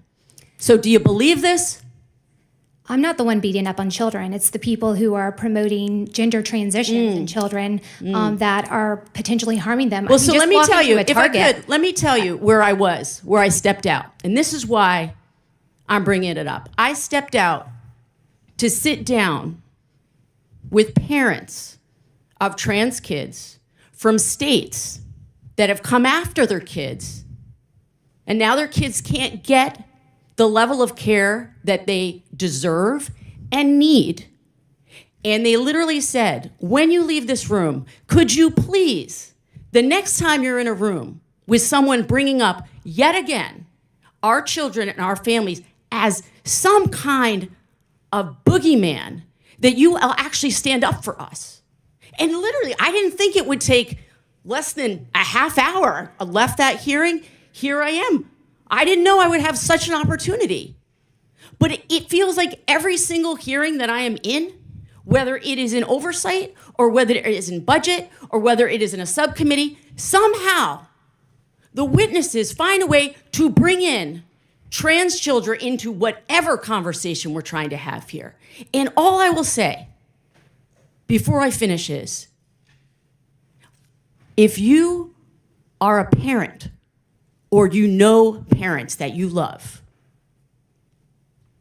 I want you to think really carefully about whether you think those parents are making decisions for their children that are not in their children's best interest. That's what we're talking about here. I don't think it has any place in this hearing on investments to once again be beating up on Americans and their children. I yield back my time. I don't think it has any place in investing. And frankly, the problem is this isn't about a choice. Yeah, okay. I got Yield it. back my time. Okay. My time. Chair recognizes Ms. Lee. Oh, thank you. We've heard a lot about how pointless a hearing this is, again, so much so that I would just like to quickly point out that the other side of the aisle that called the hearing didn't even bother to show up. But we're here, so I guess we'll carry on with the hearing so as to not waste your time as much as our time is being wasted here. But we're currently facing a climate crisis, right? That's not an opinion, it is a fact. And we can't just sit around and do nothing, though. Sometimes we do worse than nothing. Propping up the fossil fuel industry with these fabricated anti-ESG policies or whatever acronym we're going to use is actually worse than doing nothing. It's harmful to Americans' health, their quality of life, and retirement funds. Our future is at stake. And instead of holding a hearing on that actual real crisis, we're wasting our time again on this nonsense. We heard in the last hearing how vital it is to look at the big picture for investments and that long-term growth is the ultimate goal. The anti-ESG policies do nothing more than force blinders on investors and prevent them from considering legitimate risk factors. This past February, a Norfolk Southern train derailed just outside of my district in neighboring Ohio, causing hazardous chemicals to be released into the air and the soil and water in East Palestine. The EPA has since issued an order directing Norfolk Southern to pay EPA's response costs and has filed a complaint along with the U.S. Attorney's Office against the company seeking penalties and injunctive relief. Dr. Rajgopal, will any potential imposed penalties by the EPA affect the bottom line of Norfolk Southern? No. Most penalties tend to be fairly small compared to the social loss imposed by the company, unfortunately. So I'd say it's probably a blip on the stock price, if anything. Maybe not even a blip. Why is it so important for asset managers to be able to consider factors, however, like climate change and to make investments in clean energy technologies when making decisions? So let's go back to the BlackRock, Vanguard, State Street idea. These are so-called universal owners, meaning they hold the stock for 20, 30 years until the stock gets probably displaced from the index. So if the firm misses a quarter, they're not going to sell the stock. So they have to worry about, factors that might affect the future cash flows in the stock 10, 15, 20 years out. That's why you need to have a conversation about things like climate risk. Thank you. Republicans want us to look the other way, to ignore when a company is poisoning our ecosystem. Banning ESG investing is the opposite of doing responsible investing. And why is that? What is motivating Republicans to create a problem out of nothing? I think we can find the answer right here on our panel of witnesses. The Heritage Foundation, Texas Public Policy Foundation, and Independent Women's Forum all get their funding from the fossil fuel industry. Dr. Rajgopal, why do you think the fossil fuel industry would fight so hard against ESG factors being considered in investing? Well, changing business models is very hard. So if you ask an oil and gas company to suddenly become or think about a different line of business, the history in corporate America of companies changing course is not very good. Blockbuster had a chance, I think, to buy Netflix twice, still passed on that. And I can go on and on. There's Xerox, there's Kodak, there's so many. So change is hard. Let me just add that not only is change hard, but change is in fact inevitable, right? Whether it's hard or not. Current fossil fuel assets are facing an estimated $1 trillion loss over the next 15 years. Their need for a paycheck is apparently more important than ensuring our planet is usable for the next generation. I came to environmental justice not through education, but through necessity. Pittsburgh has some of the worst air quality in the nation on any given day. Allegheny County, specifically the Mon Valley where I grew up, suffers from some of the highest rates of asthma, of cancer, and of other respiratory illnesses. We see corporate polluters sacrifice the health and well-being of our communities for their own financial gain over and over. Yet when we want to consider the environmental impact and how we invest our money, they lobby and they throw money around to stop us. Every person deserves clean air and a livable future. My Republican colleagues need to wake up and get with the majority of Americans who are demanding action on climate change. I yield back. Chair recognizes Mr. Letourneau from Kansas. Thank you, Mr. Chairman. Thank you all for being here. When President Biden introduced his new ESG rule earlier this year, allowing fund managers to invest America's retirement savings into ESG funds without their knowledge, the House and the Senate took bipartisan action to block this reckless proposal from moving forward. Unfortunately, the White House didn't get the message. President Biden used the first veto of his tenure to give large financial institutions the ability to advance his political agenda, which the vast majority of Americans would never endorse at the ballot box through forced investment, skirting due process. The truth is, most Kansans don't want any part of President Biden's ESG agenda, much less with their hard-earned retirement savings at stake. And why would they? The ESG movement forces financial entities and investors to ignore real-world fiscal value for the sake of pie-in-the-sky climate change initiatives. Does a bank comply with ESG practices or prioritize as they should, delivering value to their stakeholders? Energy was the sole sector in the S&P 500 to rise last year, but ESG-aligned funds, which spurned fossil fuel companies by design, unanimously underperformed the S&P 500. Despite this reality, my colleagues across the aisle seem to be just fine with policy which conditions the behaviors of our financial institutions upon arbitrarily contrived ESG scores and puts woke climate change policies over the financial security of hard-working Americans. Mr. Moore, the Census Bureau estimates 25% of Kansans will be 60 or older by 2030. Retirement funds constitute nearly half of mutual fund assets nationwide. Can you briefly elaborate upon the financial liabilities my constituents' golden year savings are exposed to under the Biden administration's ESG standards? Congressman, I outlined in my testimony that the preponderance of the studies show that ESG investing reduces investor return. It reduces the value of the fund. Not hugely, but it does. And so someone who's put a whole lifetime savings, maybe $250,000 or $500,000 in, over their course of their 30 or 40 years of work, you're talking about reducing, perhaps $10,000 or $20,000 the value of their lifetime savings. And that's a real cost to retirees. Now, I think one of the things that's frustrated me a bit about this hearing is that we keep talking past each other. I don't think anybody in this room is against ESG investing. I mean, are you?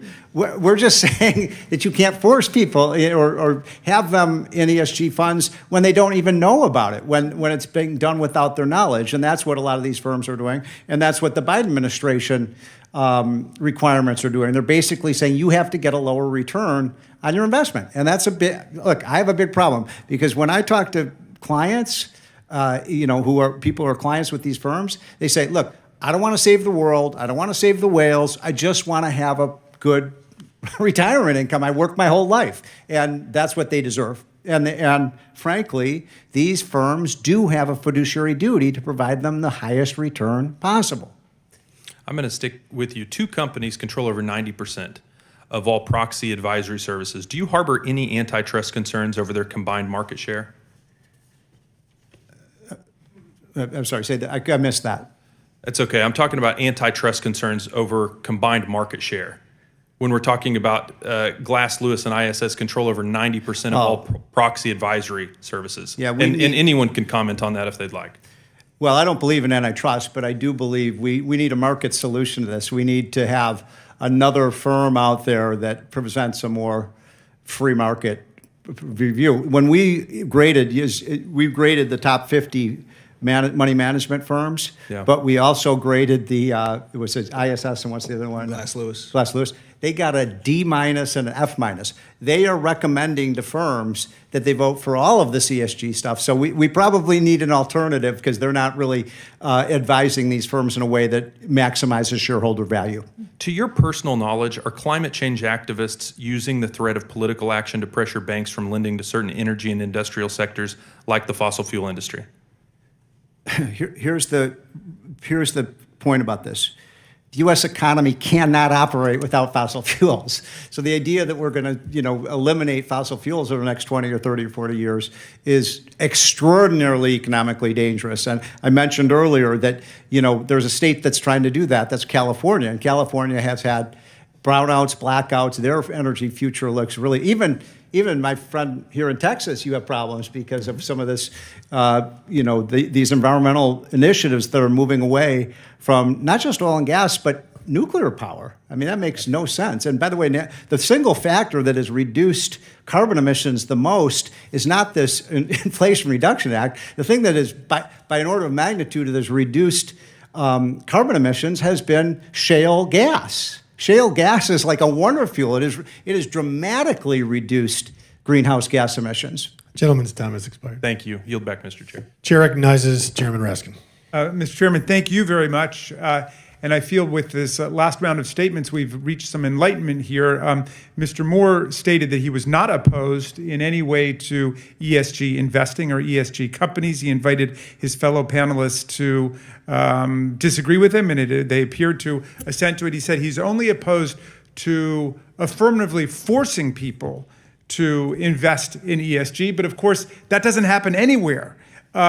The Department of Labor rule, which I think is the target of their attack, does not impose a mandate on anybody, but permits fiduciaries to consider responsible investing factors if such factors are shown to be prudent and consistent with fiduciary principles. So the department's rule just represents a return to neutrality, precisely what the anti-ESG people don't want in the states. They want to try to exclude ESG companies from consideration. Representative McClain said at the beginning that, well, if investors and asset managers are going to be able to consider environmental and social and governance factors, they might, a company could decide to just make its decisions based on abortion. Well, what do you know? This is America, and we've got economic freedom, and you go online and you can find the Catholic investment portfolio, which excludes abortion. You can find the Timothy plan, which excludes abortion. You can find Ave Maria mutual funds. That's the marketplace. So if you think that your asset manager is violating your rights somehow, you obviously have the right to exit. You have the right to have some kind of shareholder proxy election about it,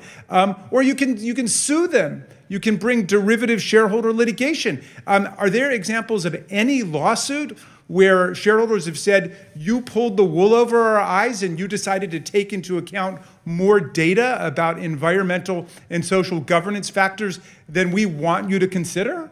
Does anybody have any cognizance of any lawsuit like that where someone has won? I mean, so I am with my colleagues who are just baffled that we're having not one, but two hearings, and I hope we're not going to have a third hearing. And then we'll have no Republicans show up at all, because I think they've absolutely abandoned the field here, because they're going up against market freedom, consumer sovereignty, environmentally conscious and socially conscious decision-making that people want, and where the market is taking us. That's where we are right now. Well, in 2022, Morningstar surveyed 500 global asset owners controlling $32 trillion. And they found that 85% of those 500 see ESG factors as material or even essential to prudent financial investment policy. And that makes perfect sense, because it's been shown that investments that consider ESG data offer greater long-term resilience and lower risk than investments that don't. I mean, if someone came to you in 2016 or 17 and said, I've got a great pharma investment for you with this great company called Purdue. It's producing 30%, 40%, 70%, 80% returns in the last couple of quarters. Would you want to know that their business model was getting people addicted to drugs. It's not just that it's socially pernicious. Maybe you don't care about that. You say all you care about is the financial bottom line. But if you care about your financial bottom line, you're going to want to know if that company is going to go bankrupt because of its socially predatory practices. Same thing with, take the Massey Energy Company in West Virginia. If someone said to you, invest in Massey Energy, they're getting staggering profits in 2007, 2008, before the Upper Big Branch mine disaster, which took the lives of 29 workers. And someone said, well, why don't you consider the fact that they've got hundreds of mine safety violations and OSHA violations.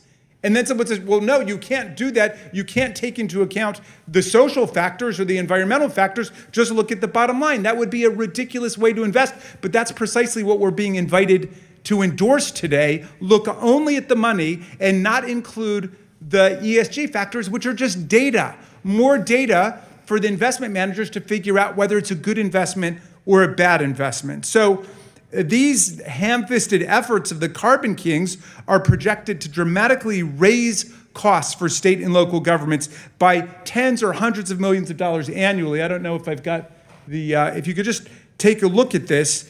A Sunrise Project study estimated the cost for 6 southern states if they pass legislation limiting responsible investing. These bills would pull state funds from investment managers if officials deem their investment strategies are adverse to certain industries, most prominently, of course, fossil fuels and the firearm industry, which are the ones that have gotten this whole anti-ESG crusade going. I ask unanimous consent to submit this analysis to the record, Mr. Chairman. Without objection, so moved. Thank you very much, and I yield back. Thank you. Chair now recognizes Ranking Member Bush for a close. Thank you.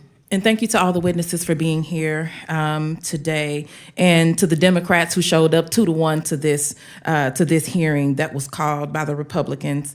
Thank you so much. And let me also say, it is astounding how often we hear about wokeness from people who have no idea what woke actually means and where it stems from. But let me just say, as Black folks who stood up to say that no more will we allow these injustices to continue to happen on our communities, we spoke up, and I can speak to it because I'm one of those folks that was on the ground for more than 400 days after the killing of Michael Brown when that came about.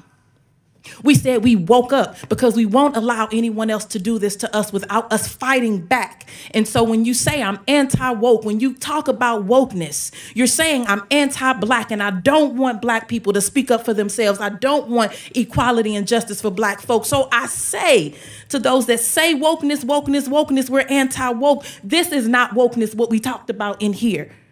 And you should be on the side of folks who are woke because we're saying no more oppression against our community. So whatever else is being thrown around, unless you are saying I'm racist, white supremacist, and I'm bigoted, stop talking about wokeness. And you can't tell me that I'm wrong because I'm from the very movement where this came about. Don't let a fascist tell you what being woke means. Now, responsible investing, which has nothing to do with wokeness, depends on ESG data to facilitate planning for long-term challenges, requiring firms to disclose more data about their risk and returns, and how that helps to protect our future by investing in climate resilience and clean energy. And this is good for our planet, it's good for business. Climate and extreme weather-related events already affect both small and large businesses every single day. Investors deserve to know which companies are taking appropriate steps to mitigate climate threats to their bottom lines. This is not about wokeness. ESG also helps workers, ensuring that their pensions are not going to companies that will later privatize and degrade jobs. Democrats are working to protect the public's access to data and make responsible investment choices. The Biden-Harris administration Securities and Exchange Commission and Department of Labor's rules allow for more information to be provided to investors. They are not mandates to consider ESG. Republicans' attacks on ESG, they hurt taxpayers by raising costs, like in Texas, where anti-ESG bill cost the public an additional $300 to $500 million in interest in just 8 months. Republicans' anti-ESG crusade, it protects their fossil fuel donors to the detriment of people's retirement security and their freedom to invest. Republicans' political crusade against responsible investing and calling it wokeness. Be woke. Don't be anti-Black. It is investing, it's against responsible investing in an attempt to manufacture a culture war that you know nothing about and you're not standing up to fight against, and interfere in free market trends and protect corporate interest. And with that, I will say, don't speak about something that you don't know about. Learn about it from the people who are the ones that are most directly impacted, and change your language. Enough is enough. This is not about being woke. Being woke is the side of history you should be on. Wake up to the fact that other people are burdened differently than you, that other people have issues that you don't even understand, but you should be sensitive to. Wake up to that. And with that, I'll yield back. Chair recognizes Chairwoman McLean. Wow, I'm going to get back to the issue that we're talking about. So thank you, Mr. Chairman.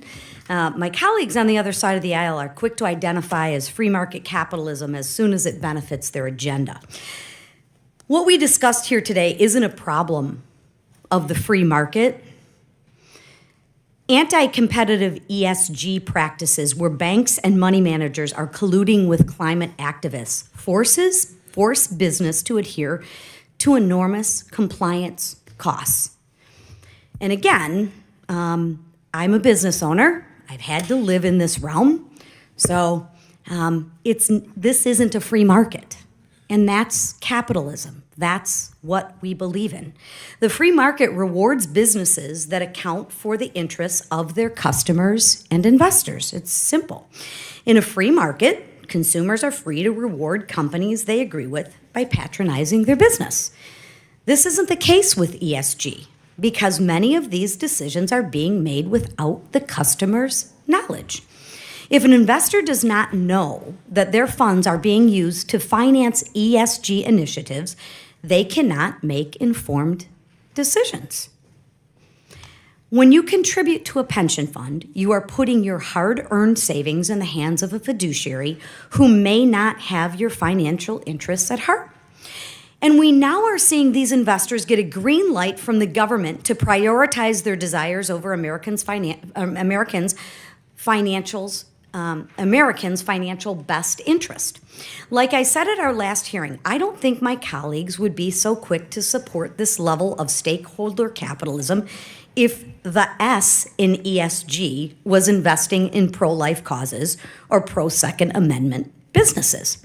My goodness gracious, we would be all up in arms, and we'd be talking about everything but the issue at hand.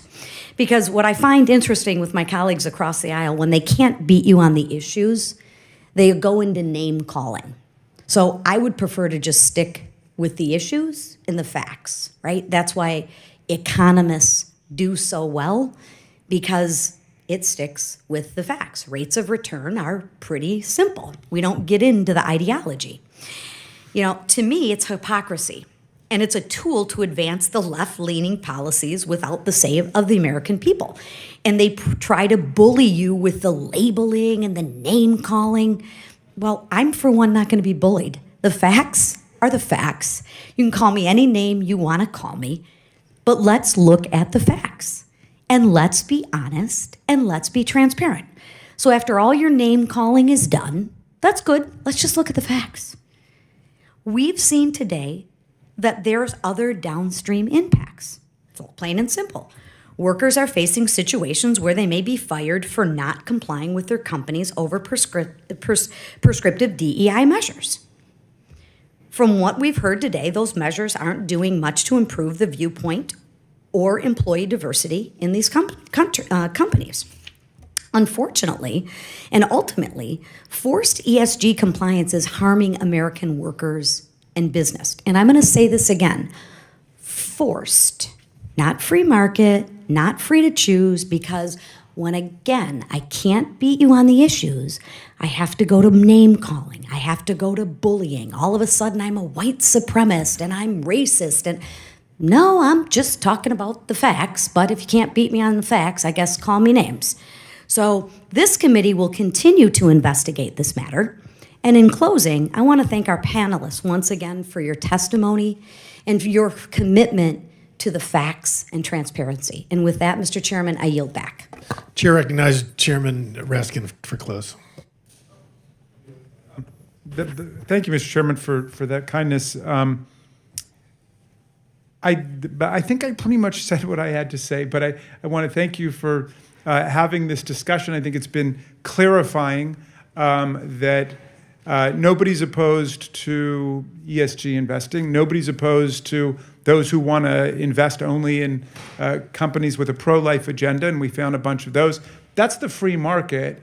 And really, we don't need congressional hearings or congressional action to interfere with the free market, because people control their own assets, people control their own investment, and I agree that we need more corporate transparency. I would think our next hearing should be about whether corporations are giving campaign contributions and engaging in campaign expenditures without consulting the shareholders, because I think that's a real problem with transparency. There's a lot more transparency in what we're talking about today than there is with what companies are doing in terms of involvement in politics. But thank you for having this very illuminating and productive hearing, and I yield back to you. Thank you, Mr. Chair. So, several things we heard, adjectives and pejoratives, very incendiary, unfortunately. Gaslighting, MAGA extremists or MAGA insurrectionist Republicans, big corporate profits at all cost, anti-black, fascist, etc. I can tell you what I am, personally. I'm anti-socialist, I'm anti-Marxist, I'm anti-communist, I'm pro-merit, pro-opportunity, pro-liberty, pro-American. And I'll never apologize for that, because the most important diversity we have is the diversity of thought. I don't care what you are, I care who you are. And it's about opportunity in this country. And yes, we have in our time fallen very short, obviously, in our history, but we're getting so much better. And the things that some of these folks that use these pejoratives, they're worried about are, fortunately, incredibly diminishing phenomena every single day. So what we're talking about here is using ESG. We don't want it to violate federal law. We don't want to put it before maximizing returns. And that's just not about profits. It's also about prospectus. That's written into the law. And we don't want to restrict investments. If you want to invest in mermaid freedom, knock yourself out. You want to invest in carbon-free cookie monsters, knock yourself out. You want to invest in a unicorn ranch, knock yourself out. It's just about putting and not disclosing to the investor the criteria that you're using that violates federal law. Are we a country that is a rule of law nation, or are we going to let rules become more powerful than the law? Because if we are, the 535 of us should just damn well resign right now, hire a bunch of federal bureaucrats, and let them run the government. That's what we're really talking about, in theory. Because even if there is a rule that is made that I agree with, I do not want it to trump law. Because then we're going to be in anarchy and chaos, and we're going to lose the greatness that we've had as a country. It's very important to recognize. So, and then one of my other colleagues said about we want to ban books. We're probably talking about banning books. I'm about banning books in elementary schools that have explicit pornographic material, and that's about it. I don't ever want to see Catcher in the Rye banned again. So, and then we talk about this country. Is it a great country or is it not? And are there opportunities out there? Well, you know, for people of color and women. Well, in this country, if you break us down demographically in the 5 major categories, it's not going to include everybody, but the number one most successful ethnic group in this country are Asian Indians, economically. Second is Asian Pacific Rim, and then white, then Hispanic, and then black. So if there is white privilege, it's extraordinarily not used well. And then if you look at those 5 same categories with education levels, it matches perfectly. On average, the most educated Americans ethnically are Asian Indian, and they're the most successful economically. What a shock. And who's second? Asian Pacific Rim. What a shock. Third white, third Hispanic, fifth black. It's exactly overlays, which indicates a meritocracy. So what we've heard here today should concern all Americans, regardless of your political affiliation or what you believe in. Your hard-earned money is used to fund projects and global initiatives that were never meant to provide a return on your investment. The ESG is a sham, and it's being forced on people. We all know it, and we're seeing the damaging effects playing out right here before our very eyes. It is pretty much not really up for debate that the ESG funds underperform over time. And this committee is leading the charge here in Congress to pull back the curtain on what is happening behind the scenes that a massive financial institutions never wanted you to know about. And worse, what is the government, what does this government and this administration not want you to know? I don't want the politicization of the FBI and by extension justice. I don't want the politicization of our military. I don't want a Republican general and a Democrat general. And more specifically, I don't want our money being politicized. And to point of fact, specifically your financial investing. And and that's the scariest part. We need to ask these questions. What if we continue down this path, letting leftist activists, asset managers, use their clients' funds to pursue a political agenda and decide what's in the best interests of the business without having any practical understanding of what it takes to run that business? And at best, you have less money in your pocket and a warm, fuzzy feeling about the brands you may choose to purchase. And again, if you want to invest in ESG funds, invest in them. But there needs to be proper disclosure. Mr. Chairman, could I pose one question to you? I yield for a question. You're very kind to do it. I just wanted to give you the opportunity to clarify one thing. You said you sort of elucidated a racial hierarchy in terms of success in America. And at the end, you said, what does that indicate? It indicates a meritocracy. And I would just give you the opportunity to amend that to say it would also indicate the legacy and the persistence of racism in America, slavery, Jim Crow, and the history that we're all aware of anti-black laws in the country. Well, clearly we've had problems. Our greatest original sin has been slavery. Obviously, that's not not for debate. I don't understand your question. No, I think it illustrates a point of when somebody says white supremacy or white privilege or what have you. I find this country to be incredibly inviting to all comers, and that's why we have to. The communists build walls to keep people in. We don't keep walls to keep people in. People are welcome to leave if they want. People from all over the world and every continent would love to come here because of the opportunity that is here now. I'm not talking about America in 1865 or 1965. I'm talking about America in 2023. And racism is fortunately a diminishing phenomenon. I know we'll always disagree on that, but this is my time. And to answer your question, people of color, Asian Indians, and there were less than 1% 40 years ago. And they're the most successful ethnic group, which is remarkable because if racism truly exists to the extent that a lot of people argue, they wouldn't be. They would be fourth, fifth, sixth, but yet they're first. Why? Education is so important. And I think that's far more just an emphasis. And the real root to this cause, and we can have discussions and more hearings on these things, is if you have to have whole families, fathers in the home. If I didn't have a father in my home, my father passed away a year ago, I would not be in Congress right now, for sure. Because when you're a 14 or 15-year-old, you're just not afraid of your mom. And it's hard to raise kids, as we all know, raising kids. And that's why it's easier when you have the two-parent home. And that's the symptom. We want to really treat these things. We need to talk about, it's not white people hating on black folks. It's not that at all. You have to focus on the opportunities that this country provides you. And not be,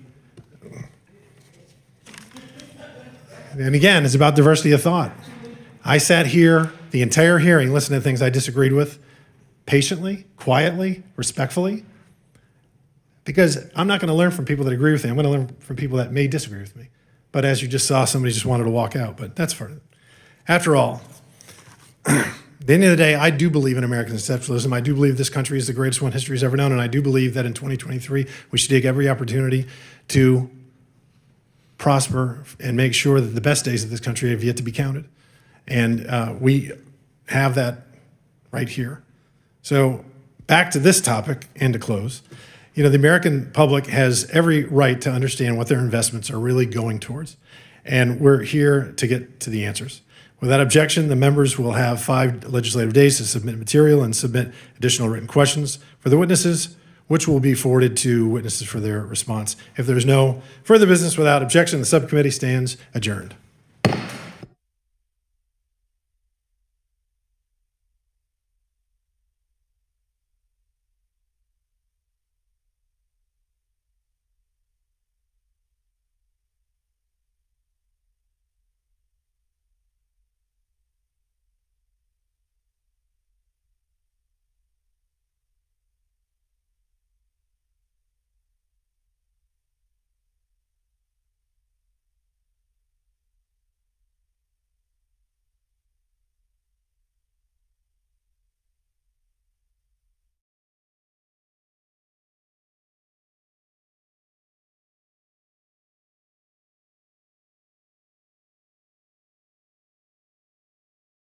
A Russian man claiming to hold top-level secrets about Russian advanced bombers has just turned up at the U.S. southern border, seeking asylum. The man claims to have been an engineer at a production facility over in the city of Kazan, and he says that he possesses top-secret information about the White Swan Tu-160, which is the most advanced bomber in the Russian arsenal. U.S. border officials, they interviewed the man, and they determined that his story was in fact credible and eventually passed him off to the FBI, who are still in the process of interrogating him right now. However, analysts have pointed out that the fact that the story was even leaked to the public is an indication that perhaps the American government is encouraging other Russians who also hold top-level secrets to also escape to America. And if you thought that was interesting, well then you should click on that button below this video and check out Epic TV, one of the best no censorship video platforms on the internet.